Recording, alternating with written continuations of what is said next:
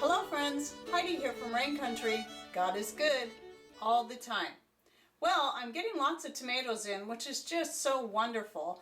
And since I've already made a lot of salsa because I purchased a bunch of tomatoes in town at a fruit stand thinking I wasn't going to get that many tomatoes this year, and I made up a bunch of salsa and I canned up a bunch of tomatoes, I've got to figure out what to do with this great harvest of tomatoes I have coming in now that I didn't really expect, which is very exciting. What I decided to start doing this year, and I've thought about it before, but I'm finally doing it, and that is dehydrating the tomatoes after I process them instead of just slicing them up. For the past several years, what I've been doing with the tomatoes I get after I do all my canning and stuff with the fruit stand bought tomatoes is cutting them up and dehydrating on my Nesco dehydrator. And I have a video on that I did last year, and you can find it right up here.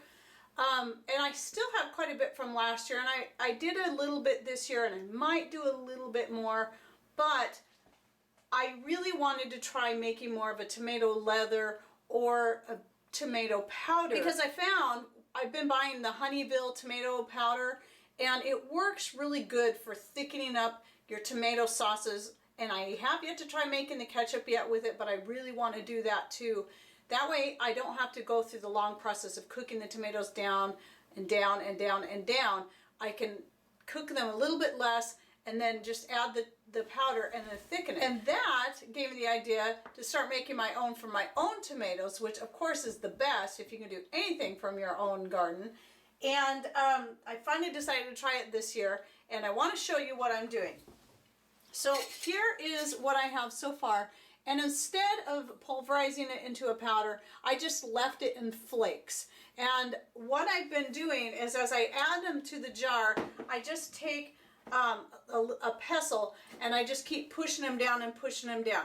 Now if you want to, you can also take this and just toss it in your blender or food processor or whatever and pulverize it into a powder. However, I did try making some pizza sauce using the flakes and my own home canned tomatoes, and then using the flakes to thicken it, and it did really good. There was no need to have it in a powder form. So I figure, why bother dirtying up the blender again when this works just fine as it is. Now I'm sure the powder will take up even less room in the jar, so that's something to consider. Now how you prepare your tomatoes is going to be entirely up to you. Now if you look at my home canned tomatoes, you can see that I don't bother taking out the seeds. I don't even bother skinning them. In fact, I didn't know people bothered doing that in the first place until I started watching other people's tomato canning videos, and I was really surprised because I've always done it this way.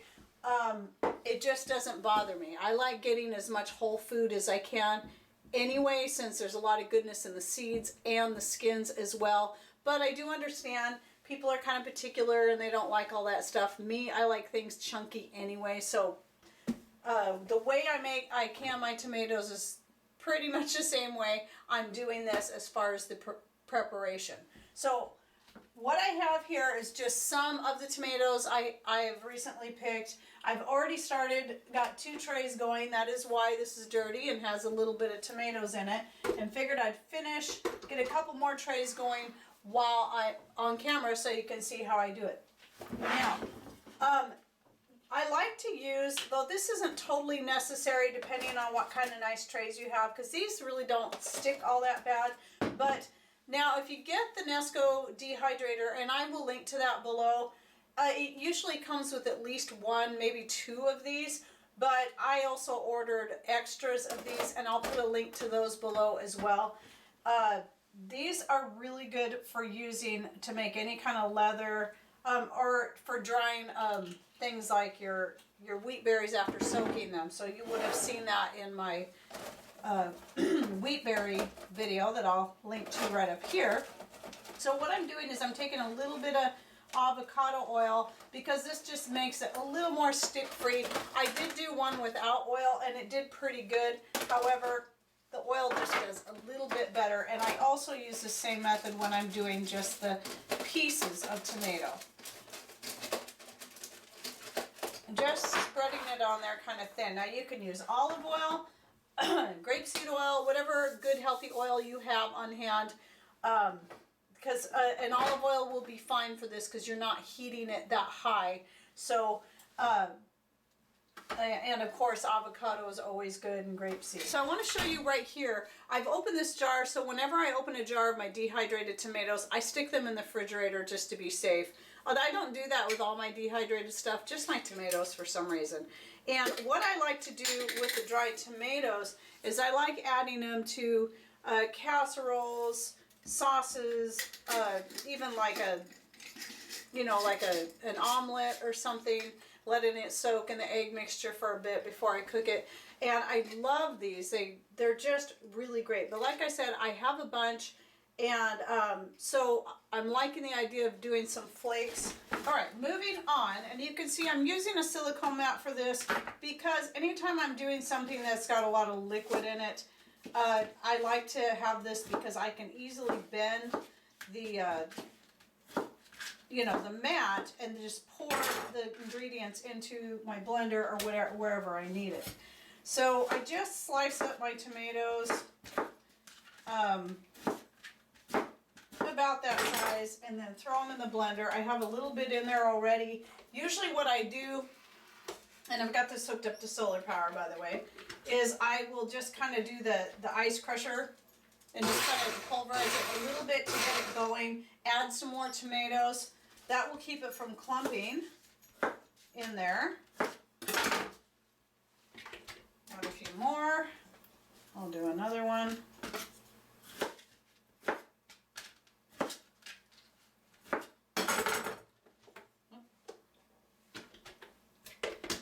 And now I should be able to just hit liquefy. Okay, and once I got it good and smooth, I just pour it onto my trays. You don't want to get your trays too full. I keep making the mistake of getting them too full, and then when I go to move these things, they kind of overflows on the sides, and then it makes a mess out of the rack part of it too. And then this fruit roll-up type tray, it sticks to it. Anyway, so then I just take a little spatula and just kind of smooth it out to get it, you know, evenly spread. And then, of course, I got to do another tray. And then what I do is I stick it on my dehydrator. It's going to take quite a few hours. You set it on 135 degrees. And just, again, like with anything when you're dehydrating it, you should be checking it. Don't just set a timer and say, okay, it's going to be 4, 6, 8 hours. I just keep checking it through the day. This pretty much takes a good amount of the day to dehydrate. So I usually like to start this in the morning, and since I run my stuff on solar power, I don't like running it through the night. That is when I'm doing stuff on the electric dehydrator. Things that I do on the wood stove in the wintertime, obviously I don't have to worry about what time of the day I'm doing it, but I still like to do it during the day so I can keep an eye on it. So I'm going to be putting this on the dehydrator and finish filling up this tray and putting that on there too. And when these are dry, I will show you how I get this off here and then how I put it in the jar. Well, it's the next day because our days are getting shorter, and since I only will run this on solar power, I needed to shut it off a little early last night, and it wasn't quite dehydrated all the way through, so I finished it up today, and now we'll be dealing with this, and I'll show you what I do. So I should be able to top this jar off right now. And so what I do is put my canning funnel on there, stainless steel. I love this one. You can find this one on Amazon, and I'll link it to it below. And look at that.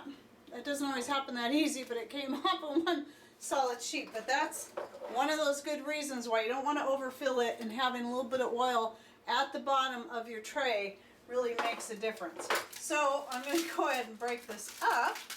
And what I do is I just crumble it and just push it down into the jar. And then I have this pestle thing, or whatever it's called. It came with the Country Living gray mill, and so I just use it to kind of tamp that down in there to make it take up less room. Anyway, so I can get quite a bit in there if I just keep tamping it down. Now, like I said, you can just throw all this into your blender or food processor and turn it into a powder if you want. To me, it's just another step that's not really necessary. Put the funnel back on there. Sometimes the funnel is more of a hassle than what it's worth. It just depends on exactly what you're doing.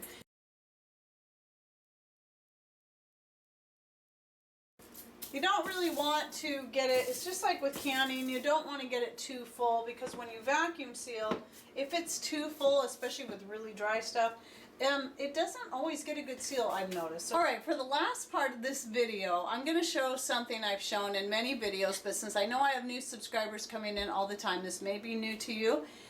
But if you've seen it a zillion times before in my other videos, I understand if you want to end this video right here, because this is going to be it. So what you want to do if you're going to vacuum seal is get a previously used lid, one that you've used for pressure or water bath canning, like this one I have, and then later I went on to use it for vacuum sealing, and I've used it several times since. You can see here I used it for elderberries, some dried elderberries in 2015, and so I'm just going to reuse this lid again. They're the best ones for this. I'm going to take my Food Saver top that I'll link to in the description box, and my brake bleeder that I'll link to in the description box. I put the tip on the end, press it into this hole at the top. This is just a good off-grid way to do it, and it's the only method I use now. I don't use my Food Saver for this anymore. And then you just hand pump this up to 15. Depending on the size jar you have and what exactly is in it is going to determine how long it takes to get up there. I can tell I'm getting there in about the normal time, but sometimes it takes me longer to get up to 15, and sometimes I go just a little bit past to ensure that I'm getting a good seal. And then just take your Food Saver top off, and now you've got a good sealed jar.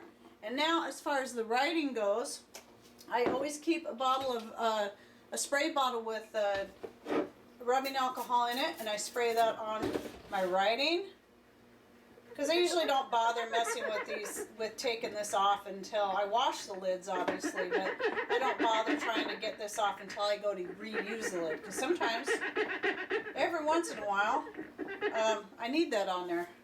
Okay, I just rub it in with my finger and look, and then wipe it off with a dry cloth. And look, it's practically brand new, even though it's been used several times. And now I can just write tomato on there, 2017, dehydrated tomato or whatever.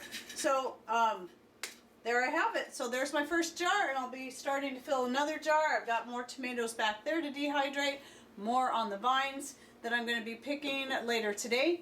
And just a good way to thicken up sauce, or even make an add to soups if you want a kind of a tomato based type soup. Hope you enjoyed this video and that maybe you learned something new.